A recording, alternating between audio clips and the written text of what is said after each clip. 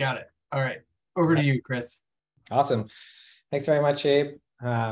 Appreciate it. And I appreciate everybody coming. I hear it's a super beautiful day out there at Acadia right now. And so to sit inside or maybe outside and start a presentation, I appreciate you taking the time to do that. And I'm really excited to be here today to present this research. And so this is one of the most exciting research projects I've ever been involved in. And I hope you'll see why throughout this talk.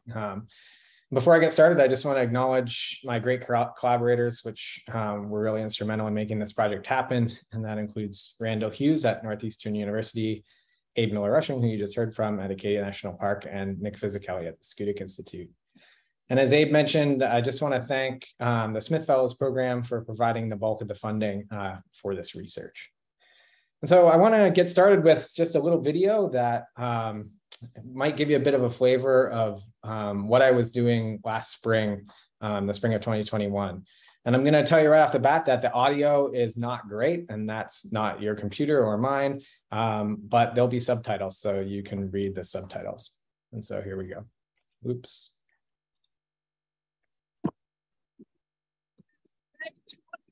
Sustainable Summits Project and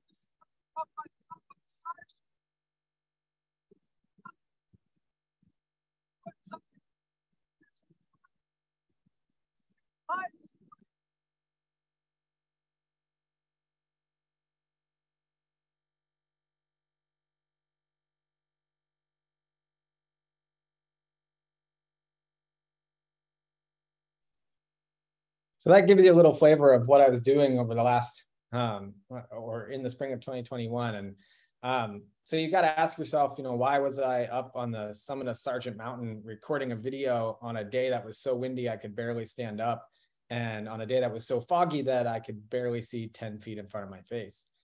Well, I was up on that mountain for the same reason that I was up on the top of Mount McGintycook, where I got soaked by pouring rain and I got chased off the mountain by a lightning storm on day 19 of the Sustainable Summits Project. And I was up there for the same reason that I was up on top of Mount Willard in central New Hampshire, where I was swarmed by tons of crazy black flies. Mount Willard is in central New Hampshire, and I was there on day 12 of the Sustainable Summits Project. And I was up there for the same reason that I experienced a freak winter snowstorm in late May on the summit of Mount Major, which is in southern New Hampshire. And I was there on day 9 of the Sustainable Summits Project. So I was on Sargent Mountain during that terrible day for the same reason that I was on all 31 of these mountain summits scattered throughout New England. And so in the spring of 2021, I hiked over 63 miles up over 15,000 feet to visit each one of these 31 locations. And the reason I did that was because of this little guy, this little perennial plant called three-toothed cinquefoil. It's a plant that's really common on rocky bald mountain summits here in the northeastern United States. And you might know it for its really pretty little white flowers that are out throughout most of the spring. And this plant's really interesting. It's a stoloniferous plant, which means it sends out these horizontal shoots, and those shoots make a net over top of the soil. And that means that the plant is really good at holding the soil on the mountain during those really rainy and windy events, like on my trips to these different summits. And so it provides a really important function on mountain summits. And so every day that I was doing these hikes, I was up at the crack of dawn. I would drive to the first summit, usually a couple hours, hike that summit, collect a bunch of plants, hike down. I would eat lunch in the car. I'm a Canadian, so of course I would pick up Tim Hortons. And then I would drive to the next summit, hike that summit, collect plants, hike down, stay in a hotel, and do it all again the next day. I answered thousands of questions about, why I'm digging up plants in people's beloved protected areas. And I would get a lot of curious looks for why am I putting these plants in the compartments of this little plastic case that affectionately became known as the cinquefoil suitcase. And the reason I did all this is not because I went crazy during the pandemic or that I wanted to get paid to go hiking. although those things might also be true. I did all this to try to improve the long-term success of restorations on mountain summits. So this is a project that we call the Sustainable Summits Project. And we think of it as a reproducible model for habitat restoration in a changing world. And it really combines, what we know about climate change with our understanding of ecology and evolution. And it tries to incorporate diverse social values to try to design summit restoration strategies for mountain summits that will both do well today and persist into the future as climates change. And what I'll talk about today is really the first phase of that project. And then I'll end by giving you a look at where we might go next in the other phases of the project. And so I think many of you probably know that the mountain summits in the northeastern United States are some of the most beautiful places in the world. And because of that, thousands of visitors go to these summits every year to look at those beautiful 360-degree views. And in fact, the summit that I visited on day one of the Sustainable Summits Project, Mount Monadnock in southern New Hampshire, is said to be the second most, if not the most climbed summit in the world. And so all that visitation and heavy foot traffic causes a lot of trampling to the vegetation. And that trampling combined with historical fires has really degraded the vegetation on these mountain summits. And when this vegetation gets degraded, then it can't hold the soil on the summits anymore. And then during heavy rain and wind events, the soil either blows or washes off the summits. And so a lot of the rocky bald area that you see on the summits today probably wasn't like that 50, 100 years ago when visitation was a lot lower.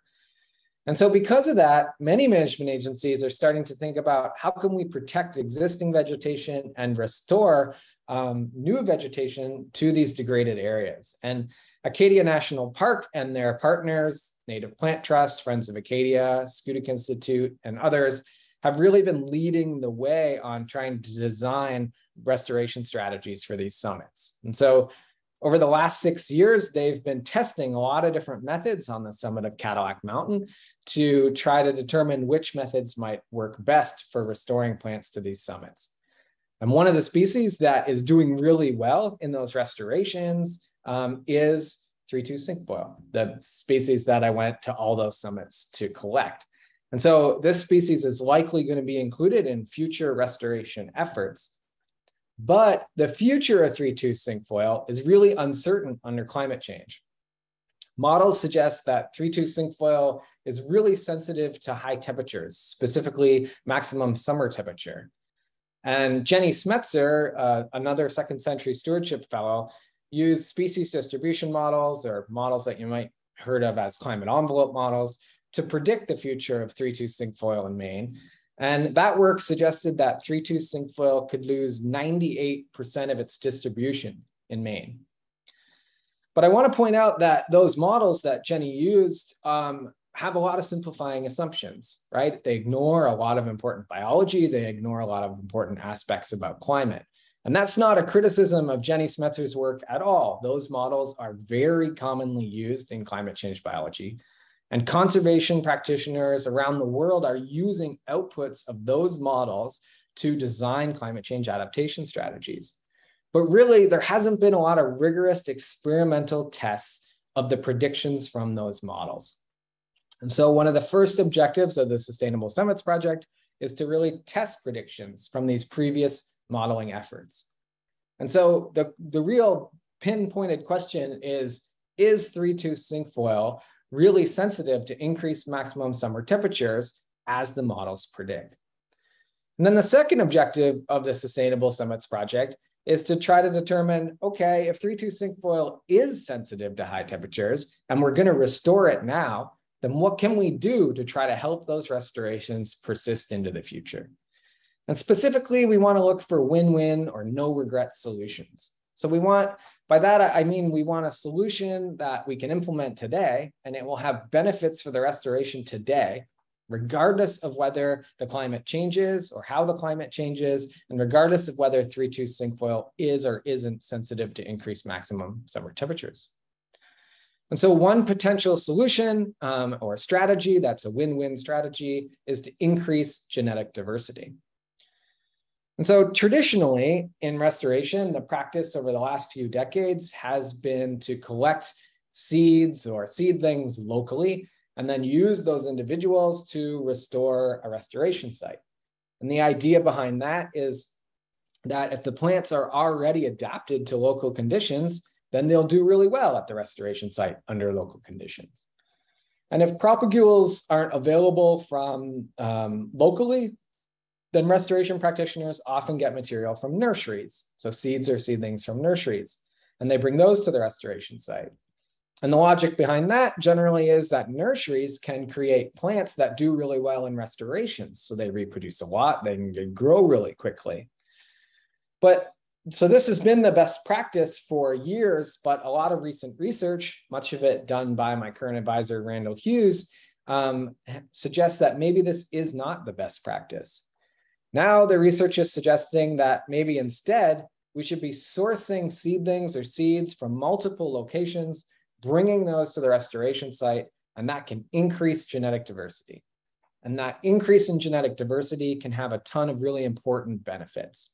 So I'll give you some examples from recent-ish research. So for example, Gregory Kritzinger conducted some experiments with goldenrod, which is a native species that occurs in these old field environments in Tennessee where Kritzinger and his colleagues work. So they created these experiments where they had multiple plots. Each plot had 12 goldenrod individuals. Half the plots had a single genotype, so low genetic diversity, and half the plots had 12 genotypes, so high genetic diversity. And what they found is that in the 12 genotype plots, there was a 45% increase in the stem density or the biomass in those high genetic diversity plots. And so in the context of 32 cinquefoil and restorations on mountain summits, a 45% increase in stem density means that the plants would do a much better job of holding that soil on mountain summits. So they also found that increasing genetic diversity decreased invasion by other plant species by 32%. So in the context of a restoration, potentially increasing genetic diversity could slow the invasion by the many invasive species that we have here in Acadia National Park and elsewhere that really threaten the success of a lot of restorations. To give you another example, Randall Hughes conducted similar experiments around 2004 using eelgrass, which is a marine flowering plant.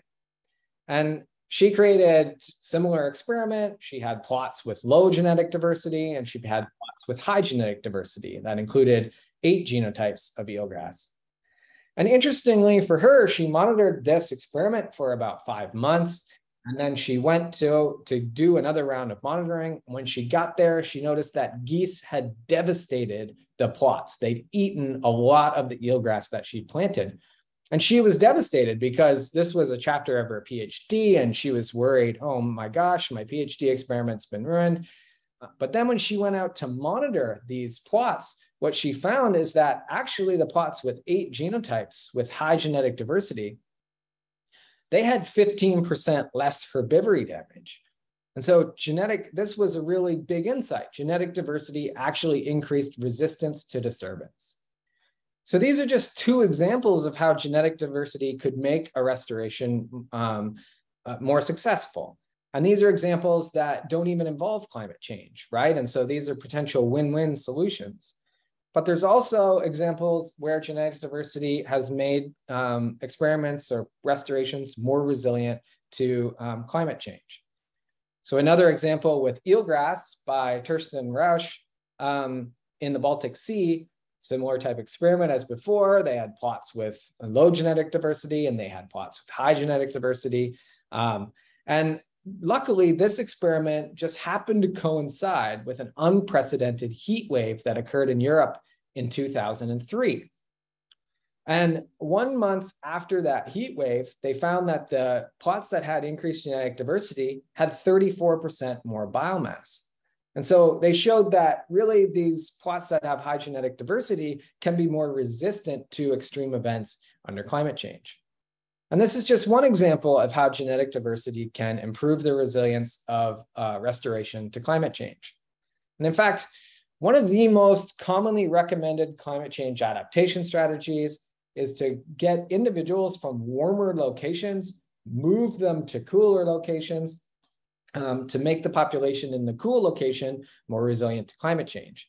And the idea is that the individuals at the warm sites are pre-adapted to warmer conditions. And so when you bring them to the restoration site, they'll help the population persist as climates warm.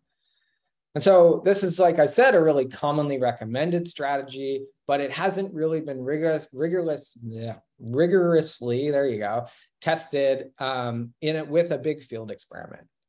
And so the goal of the Sustainable Summits Project was to test two potential climate change adaptation strategies. And the first one was where we would bring individuals from locations that had a similar climate to Cadillac Mountain, plant them at the restoration site, and the purpose of that is just to increase genetic diversity. The second potential strategy is to bring individuals from warmer locations than Cadillac Mountain, the restoration site, bring them to the restoration site. And the hope there is that we'll be bringing these pre-adapted individuals. And so I went up to those 31 different summits to collect plants. I collected about 3,000 plants in total.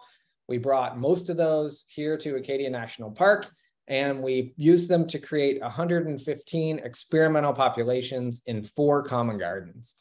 So most of the common gardens, 3 of them look like the picture you can see on the right. They're just an 8 by 12 foot garden broken up into 30 experimental blocks.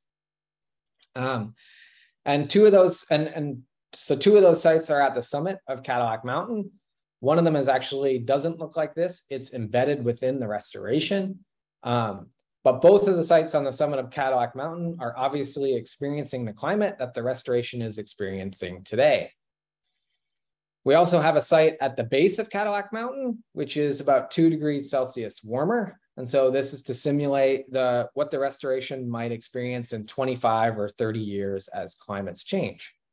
And then we have a site over at Scudic Point, which is much cooler and much wetter than the other sites. And so this just represents totally benign conditions for the plants. They should grow really well there, and they do. And so for the sake of time, I'm just going to talk about 2 of those gardens today and the 60 experimental populations that occur in those. So that's the raised bed garden on the summit of the mountain and the raised bed garden at the base of the mountain. And so we brought all those plants to the park and we used them to create those experimental populations. And those populations were divided into 3 different treatments. So we had a local only treatment where we collected plants only from Cadillac Mountain and used those to create the population. So this represents that traditional best practice in restoration ecology, but it also represents what Acadia National Park is currently doing during their restorations. We had a second treatment where we had local genotypes and we mixed them with foreign genotypes that came from 3 locations that had a similar climate to Cadillac Mountain.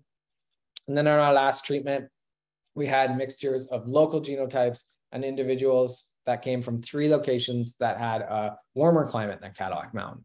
So this last one, the second one is trying to increase genetic diversity. And the third one is thinking about these pre-adapted genotypes. And so we've been monitoring this experiment now. We planted the plants in May and June. We've been monitoring it now for a year. We've been monitoring it until June of this year, and I'll be monitoring it again this week. And I'm really excited to show you some preliminary results from that work. So I'm going to show you the results using these 2 different panels. And so the panel on your left is showing predicted results. So these are just totally hypothetical results to show you what we expected if our hypotheses and predictions are right. And on the right, I'll show you the true results. The y-axis on these graphs shows percent cover, which is just the amount of the plots that were covered with 3,2 cinquefoil. And the x-axis shows the 2 gardens, the cool summit garden on the left and the warm base garden on the right. And then I'll be putting up bars in a second, and those bars will be colored based on the 3 treatments that I just discussed. And so remember, the models that Jenny Smetzer produced suggest that 3,2 cinquefoil is really sensitive to increased temperatures. And so if that's true, then we predict that we'll see lower percent cover in that warm base garden, shown here by the lower bar, green bar on the right. And this is specifically for that local only treatment. And we see that to some extent. We see a significant difference between percent cover in the cool summit garden and the warm base garden. And it's slightly lower in the warm base garden, although probably not as low as we expected. The second prediction we had was that increasing genetic diversity using either one of those treatments at that cool summit garden would increase percent cover. And this comes from the tons of research that suggests that increasing genetic diversity should increase biomass. But that's not what we saw at the cool summit garden. There's no significant difference among treatments. All the treatments are really performing equally well. And then last, in that warm base garden, we thought that increasing genetic diversity and specifically adding warm adapted genotypes would mitigate the negative effects of warming in that warm base garden. But again, that's not what we saw. We see some slight differences among the treatments, but those differences are not statistically significant. And so we're not seeing what we predicted. So we are seeing that there's a little bit of stress in that warm base garden, but otherwise we're not seeing the predicted effects of genetic diversity. And so that leaves us scratching our heads wondering what's going on here. Years of research suggest that we should be seeing these results. And so we have a few hypotheses. One is that it just hasn't been stressful enough yet in those gardens. And so the plants are just doing really well. And we have some evidence to suggest that that's true. So last July was very cool, one of the coolest on record, and it was very wet. And so last July, there was an average temperature of 64 degrees Fahrenheit, and we had 6.1 inches of rain. And so that suggests that indeed it's true that the summer last year wasn't very stressful. And we've only monitored up to June this year, but after June this year, we think conditions did become pretty stressful. And so this year, July was 6 degrees Fahrenheit warmer. It was 70 degrees Fahrenheit on average. And that's the third warmest summer in the 30-year record from the weather station on Mount Desert Island. And it was really dry. We had only 1.7 inches of rain, which is much, much, much lower than it was last year. And I think these conditions persisted through August. And so as I mentioned, I'm here at Acadia National Park right now, and tomorrow I'll be going up to the summits to monitor our plots. And I already have some anecdotal information that the plants are really struggling in those plots now. And so now that things are stressful, we might start to see the differences that we predicted. But there's potential other reasons too. And one is that Cadillac Mountain is potentially a climate change refugia. So that means that the temperatures will remain suitable on Cadillac Mountain for 3-2 cinquefoil, even as climates change. And if that's true, then this 2 degrees Celsius of warming that we got by moving down the mountain might not be enough to really stress 3-2 cinquefoil. And the models that Jenny Smetzer produced suggest that indeed the high summits in Acadia National Park might be refugia for 3-2 cinquefoil. But that's something I think we need to test, and I'll be mentioning something about that a little more near the end of my talk. We might also just have unexpected genetic patterns, right? And so we're assuming that collecting individuals from off Cadillac Mountain, bringing them to the summit of Cadillac is increasing genetic diversity. But maybe genetic diversity is already high on the summit of Cadillac Mountain. And so adding a few individuals really isn't increasing diversity in a way that would produce the predicted results. Or maybe there's just low genetic diversity in the region in general. And so bringing individuals from far away isn't really increasing genetic diversity. Those individuals are just genetically similar to the individuals on Cadillac Mountain. And so we're currently working on methods to extract genetic material from the leaves that we collected when I visited each one of those 31 summits. And then we'll be pursuing funding to do the genetic processing and the bioinformatics for the 3,000 leaf samples that we have on hand. And we'll be able to understand better these genetic questions. And the last reason that we might not be seeing predicted results is something I want to spend a little more time on at the end of this talk. And so maybe, just maybe, the models that Jenny Smetzer produced are wrong. And again, that's not a criticism of Jenny Smetzer's work at all. It's just potentially, it's a potential artifact in modeling. Sometimes they're not right. And so maybe the models are misidentifying the fact that 3,2 cinquefoil is sensitive to high temperatures. And if that's true, then that has really broad implications because, as I said, the models that Jenny Smetzer used, species distribution models or climate envelope models, are really common tools in climate change biology. And conservation practitioners are basing their climate change adaptation strategies on the outcomes of those models. But if those models are inaccurate, then we could be really designing inappropriate or ineffective climate change adaptation strategies. And we have some indication from an accident in the greenhouse that suggests that maybe the models are wrong, or maybe 3,2 cinquefoil is not as sensitive to temperature as we think it is. So last year, after hiking up those 31 peaks, I was pretty tired. So you can't blame me for having put a bunch of potted 3,2 cinquefoil in the greenhouse that Randall Hughes has at Northeastern University and forgetting about them. So I left them there throughout the entire summer, and you might expect that a greenhouse that's down just north of Boston might get pretty warm in the summer. So it gets every day in the summer, it's probably over 100 degrees Fahrenheit, and the maximum temperatures probably reach 115, if not 120. And so for a really temperature sensitive plant, that's probably spells trouble. But you might have guessed already that those plants that I just forgot about in the greenhouse, they did really well. They actually persisted no problem. And so that left us wondering, are the models wrong? Is 3,2 cinquefoil really sensitive to increased temperature like we think? Or is there something different about the greenhouse than there is in nature? And there is, of course, something different about the greenhouse. Oops. Every day at 7 o'clock in the greenhouse, it rains. And so the plants get watered on a daily basis. Every day at 7 o'clock, the irrigation comes on to water the plants, all the plants that occur in the greenhouse. And so that left us wondering, maybe there's two hypotheses for why the plants survived the heat in the greenhouse. One is our original hypothesis. Cinquefoil is just insensitive to high temperatures and the models are wrong. Or maybe that water that they get every day mitigates the negative effects of high temperature.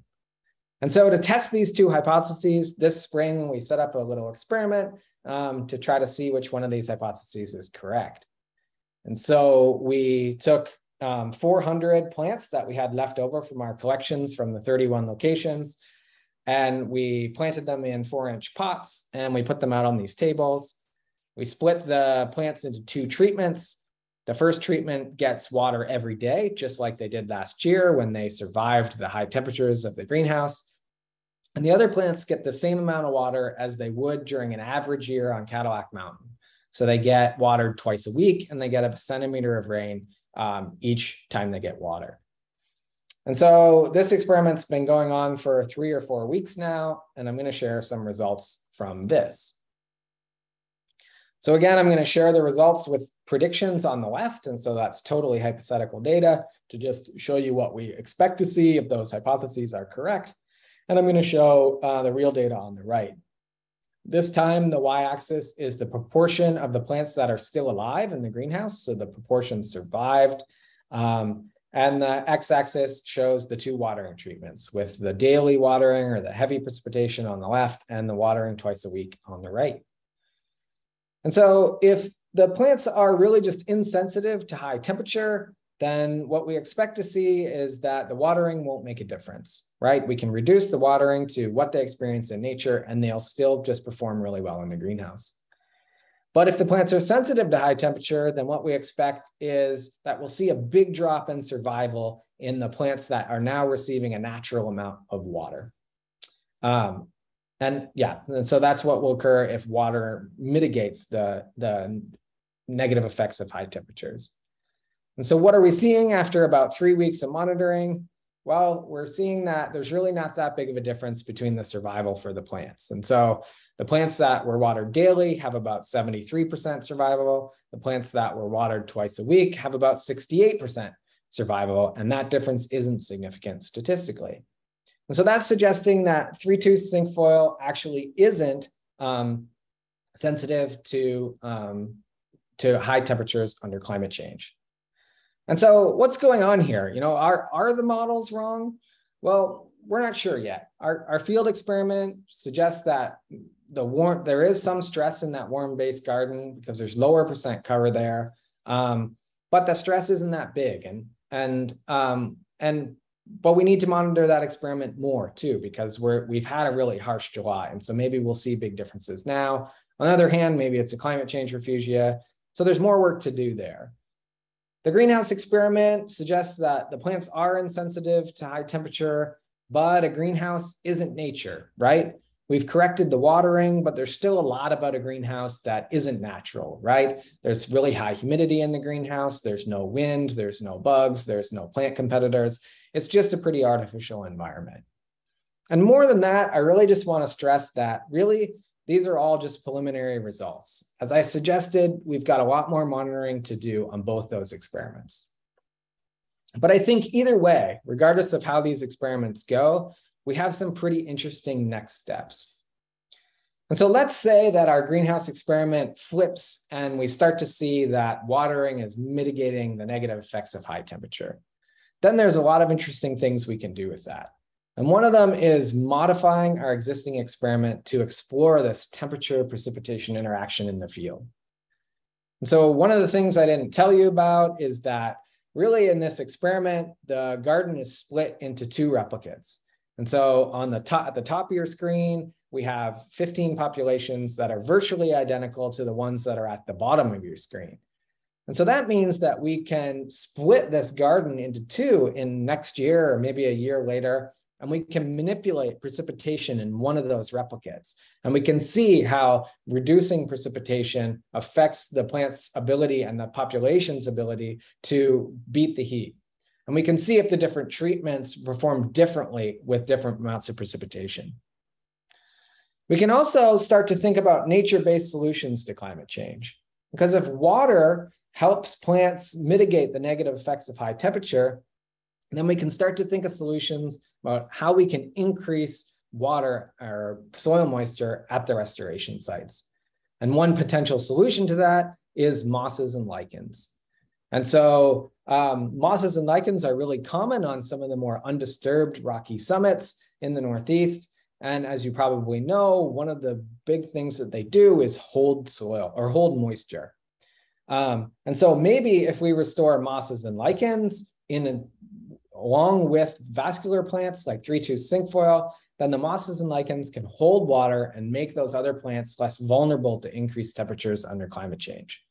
And luckily, the Schoodic Institute has a moss and lichen expert on staff, Peter Nelson. And Peter Nelson and folks from Acadia are exploring how they can start to restore mosses and lichens to these rocky bald mountain summits. But let's say that their experiments go the other way, and we find that cinquefoil is really just insensitive to high temperature. And we get that mostly from our greenhouse experiment. Well, then I think we need to explore that further in the field, right? Because as I said, greenhouses are not natural environments. And so maybe what we see in the greenhouse isn't what we'll see in nature. And so one way we can do that is with these little spaceships.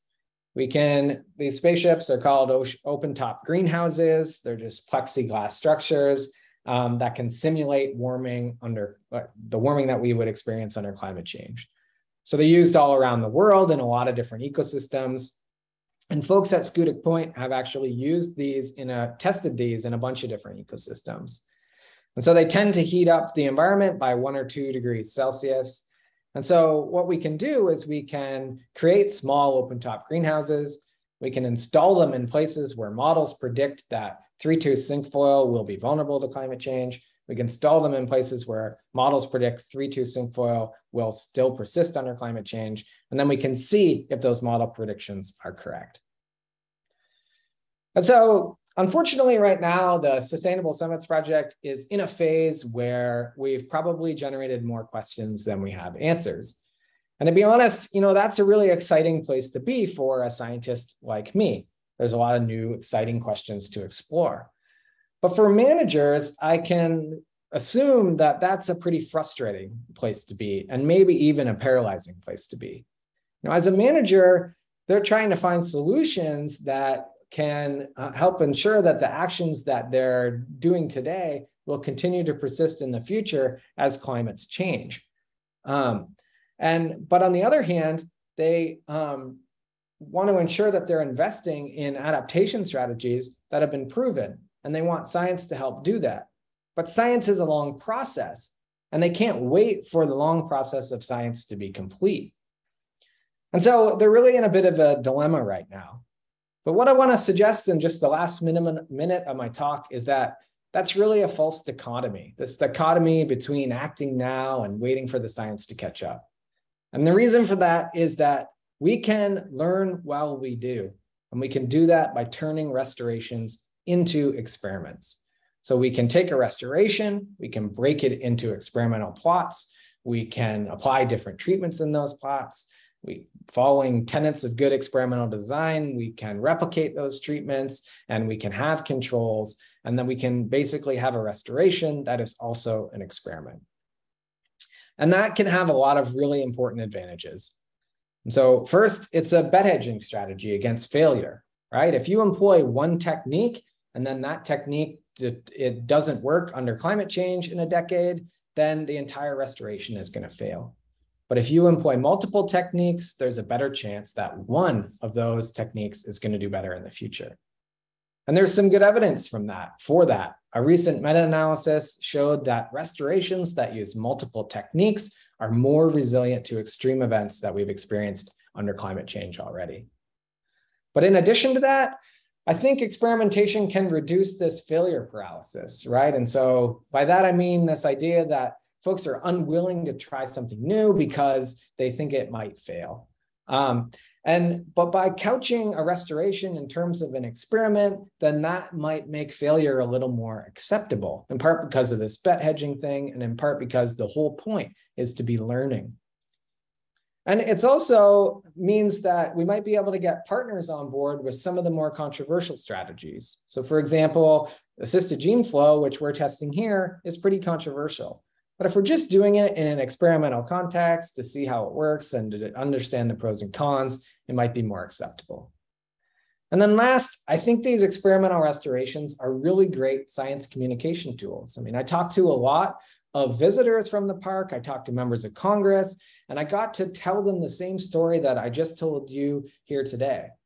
And the reason I got to do that is because they were interested in what I was doing, because I was obviously standing beside a big experiment, and they were excited to understand what was going on in that experiment. So I hope you've enjoyed hearing a little bit about what I've been doing over the last couple of years. If you're interested, please follow me on Twitter or check out the hashtag Sustainable Summits hashtag on Twitter. You can always email me with questions. I'm happy to take questions now, and hopefully you have some time for a bit of a discussion about summit restorations and climate adaptation in general. Thanks. Thanks a bunch, Chris. That was awesome. There's a lot of work that represented. Yep, it's tough when we can't get the audience. Anyhow, the applause on the Zoom. But we do already have some questions in the chat. So Tim, do you want to go ahead and unmute yourself and ask your question? Sure. Thanks, Abe. Hey, Chris, it's good to see you. Great stuff and really awesome presentation. You're showing your science communication chops, which I really appreciate. My question was really thinking about sort of the first year of results here. And this might all change later this week, I realize. But a lot of organisms, of course, can adjust their own phenotypes on a scale of weeks or months or seasons to kind of, quote, fit their environment a bit. In addition to being evolutionarily and genetically adapted to a given environment. And so I'm wondering if there's any chance that you saw no differences really among treatments in that first year, perhaps because the plants that you collected had already seasonally acclimated to springtime conditions. And I suppose the only way to get at that would be to, if you have data on the spring conditions of the summits where you collected these plants, maybe they were all very similar or something like that, such that any genetic differences among them were obscured. And you know, in a lot of organisms, those sort of seasonal effects can last quite a while. And so it might take a growing season or two until you start to see differences among populations emerging because of genetic variation there. So maybe things will change next week. But yeah, it's a really good point. I think it's a really good point. I think that's a problem with a lot of these genetic diversity studies is, you know, the ideal experimental design is to collect seeds, grow them for a few generations in a greenhouse, get more seeds, get rid of all that environmental effect, and then put them out in nature and see what happens after we got rid of, you know, the effect of the environment where they grew up, you know, on Mount Monadnock or on Mount Major or on Blue Hill. And, you know, but that's just, you know, not possible with a plant like 3,2 cinquefoil. But that's why I do work with, so Abe mentioned that I work with the species Daphnia magna, which occurs on Scutic Point. And that little critter, you know, has a generation every week, and we can grow it in an incubator. We can, for, you know, 3 or 4 weeks, get rid of all those generational environmental effects, and then conduct the exact same experiments. And we're doing that now. And so I really like this paired kind of model system approach with these kind of big field experiments. So yeah, you're totally right. I think we could see different results in a few years after the plants. You know, a lot of the plants that are in the gardens now are new plants that came up from shoots that, you know, started in that garden. And so those individuals they've been acclimated to the conditions where they live. But yeah, and then, you know, there was some hint there too about phenotypic plasticity and whether that can help species adapt to climate change. And, you know, I think it can in ways like phenology, but in this sense, I think the general consensus right now is that plasticity happens, but it's not enough to really allow plants to adapt to the big changes we're seeing and going to see in the future. Hopefully that answers your question. Awesome, thanks. Kate, do you want to unmute yourself and ask your question? Oh, sure. Hi, this was really great. Thanks so much for inviting us. I'm president at Greenbelt on Cape Ann, and I was just curious if, you know, we obviously were excited to participate. I think it's this experiment. You didn't mention our, you know, sort of where you collected everything in terms of the offsite sites, but our site is practically at sea level, you know, in a pretty generally developed area. And I'm just curious if, in terms of plant survival, we'd really like to be doing what we can in terms of our stewardship of that property to be supporting these plants. And didn't know if you had any thoughts about, you know, what the plant looks like in a location like ours. Yeah. Thanks, Kate, for coming. I really appreciate it. And yeah, so the site that Kate's talking about, I couldn't mention all the sites, but the site Kate's talking about is Seine Field just outside of Gloucester. If you haven't been there, check it out on your way to the beach. It's a really cool site, a relic sandplain grassland at very low elevation. It's the hottest site that we have. And so I think it's almost 3 degrees Celsius warmer than Cadillac Mountain. It's probably one of the warmer sites where 3,2 cinquefoil exists, is my guess. Yeah, so it's a really cool source location for this project. And I should have looked, and maybe I can look to see if those plants are doing any better specifically than the others. And I've been meaning to go up, since I live down in Salem. So I've been meaning to go up and see, you know, it's been very hot and very dry in the Boston area too. And I've been meaning to see how they're doing in that really extreme environment. Great. Well, I'll just invite you to come, please, and you know, give me a call. I'd love to come with you. It's a pretty neat spot, and would be fun to get out there with you and take a look at. Fortunately, that area is not one of the parts of Gloucester that's been on fire. So, Yeah. so far so good.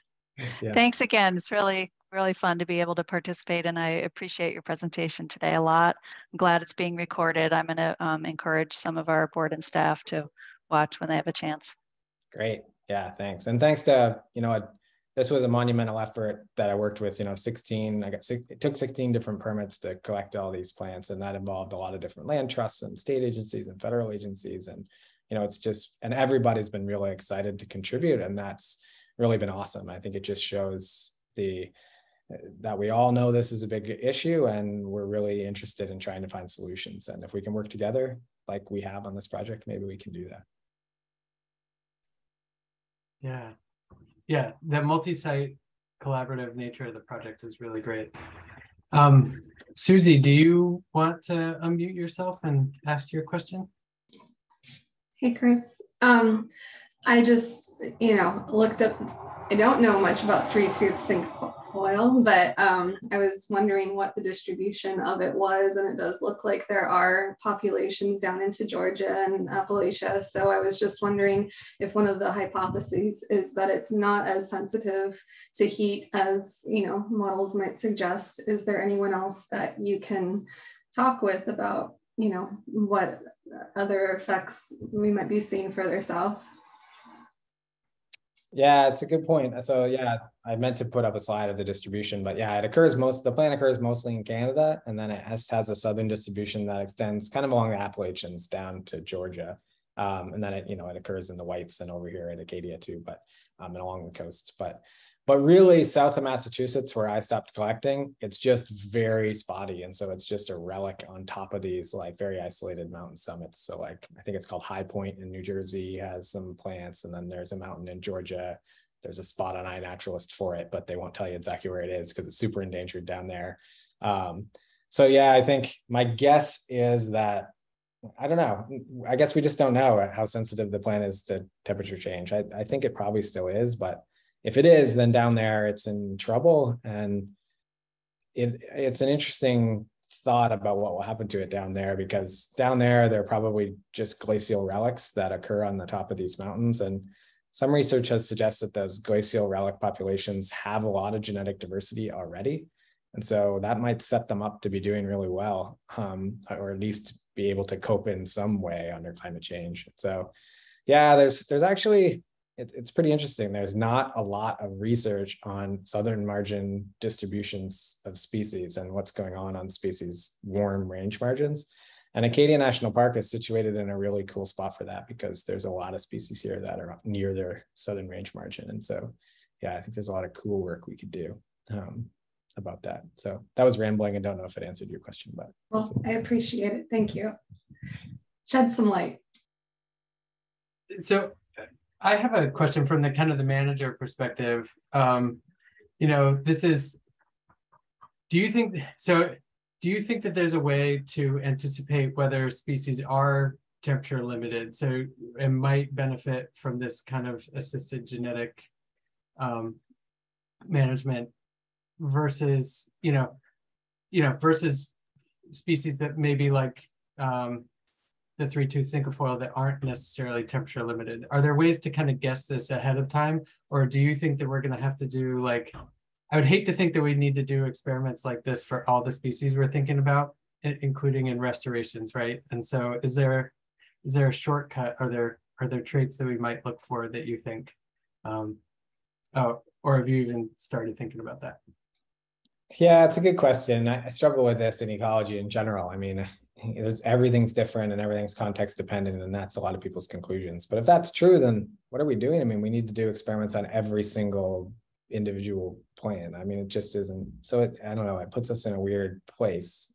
But yeah, I mean, I think in this case, like Kate was just saying, I think there's locations where we can get a sense, we can use climate gradients, like the climate gradient from the coast to inland here in Maine, or the climate gradient from Cadillac Mountain down to Seine Field in Gloucester. And we can maybe use those as, to try to understand if our plants are going to be stressed by climate change. I mean, we're already experiencing such extreme weather. So I think that's one strategy, but then I think the other strategy is these no regrets or win-win solutions, right? And so I think the positive thing from this work is increasing genetic diversity didn't have negative effects. And, I visited 31 summits because it's an experiment and I needed to replicate things, but a manager doesn't need to do that. And so should you just go collect your seeds from 5 other summits, and maybe it'll help, but it won't hurt. At least it's probably not going to hurt. And so I think that's what we need to, some part of me thinks that's what we need to do, is be looking for no regret solutions. And the other part of me thinks some of those no regret solutions aren't going to be enough, and we need to start testing the potentially regretful solutions. But I think these climate gradients are a good way to try to understand that. And then, I do think win-win solutions are, something that you can do so that you can act now and at least feel a little confident. Yeah, no, that makes total sense. Are there other questions that folks have? Feel free to go ahead and unmute yourself and ask if you have one. I'll just follow up with a little bit of sort of discussion from that previous question. I mean, to what extent is what we're doing on Cadillac sort of already doing that? I mean, Chris, you described it in great presentation. I really appreciate it. You did a fabulous job. Your slides were great. And, really well done. But to what degree is, and I can't remember your word for it, but it's sort of like this adaptive experimental management approach on the summit. And to what extent are we sort of already doing this a little bit with our work on the Cadillac Summit to kind of bring this around to that project more specifically? Yeah, I think Acadia is great at taking an experimental approach to these management techniques, right? And they really encourage it. And I guess I haven't worked with I don't want to generalize too much, but I think you're exceptional in that regard. You're very willing to kind of try new things and take an experimental approach. I think what we haven't done on Cadillac yet is, except for the work that I just talked about today, is think about climate change adaptation. And so we've been thinking, and that's not because we're not thinking about it. Folks here at Acadia and the Scudic Institute and others are definitely thinking about climate change adaptation. But, there's just other hurdles we have to cross first, like how the heck do you even get plants to grow on bare rock? And that's what the Native Plant Trust and the Scudic Institute and Acadia have been doing up until now. And now I think we have some ideas of that. And so the next steps of the restoration, we should be thinking about testing different climate change adaptation strategies too. But yeah, I mean, I agree with what you said. I mean, I think Acadia is already taking this approach, and some are taking this approach, but it's not a common approach, this experimental restoration. And there's been calls for 30 years to make restoration ecology more experimental. And yeah, I'm going to write a paper just now making the call again. That's all we can do, I guess. But yeah, I think more people could do it. Thank you. Yeah, that's great. Yeah, I think more people are going to do it out of necessity right now, because with climate change, it's hard to predict what restoration techniques are going to work, and you'd hate to invest a whole lot of money and lose the whole thing. And so that bed hedging strategy sounds really good from kind of everybody's perspective. I liked the way you kind of framed it that way, as hedging your bets. Yeah, and if you do it right by working with scientists and partnerships between scientists and practitioners, then we can learn a ton from that too. Just about, not only about restoration ecology, but about climate change biology in general. A long time ago, somebody said that restorations should be the litmus test of our understanding in biology. So if we really understand how the system works, we should be able to make it what it was before. And I think that's very true of climate change biology too. If we really understand how species are going to respond to climate change, then we should be able to make a restoration that persists for 100 years. But I'm not sure we really understand what we're doing in our climate change yet. But let's learn. Sort of takeaway is there's so much uncertainty in this, and I think you saw that in the predicted model results and the actual results. Is just this inherent uncertainty. There's uncertainty in terms of how dramatically the climate's going to change. I mean, I like to say we got climate science wrong because we've underestimated how rapidly it's changing and how severely it's changing just already. So I just think, there's uncertainty about climate. There's uncertainty about how these plants behave. What are their limiting factors? Is it temperature? Is it moisture? Is it something different that we're not even considering? We have to recognize the inherent and massive amount of uncertainty. Not to say we can't do anything. It's just we're operating in an environment none of us have ever seen before. Yeah, exactly right. But we should do our management then in a way that just tries to address that uncertainty. I agree. Like you said, it's not that we shouldn't do anything, but that uncertainty is definitely looming large. Yeah. Well, we're right at the top of the hour. So thank you very much, Chris. That was awesome. And the discussion was great too. And really appreciate your work and look forward to continuing working with you going forward. Great. Thanks so much. And thank you everybody for coming today. Really appreciate it. Thanks everyone. Yep. The video will be posted to the Schoodic Institute's YouTube channel. Thanks. Bye.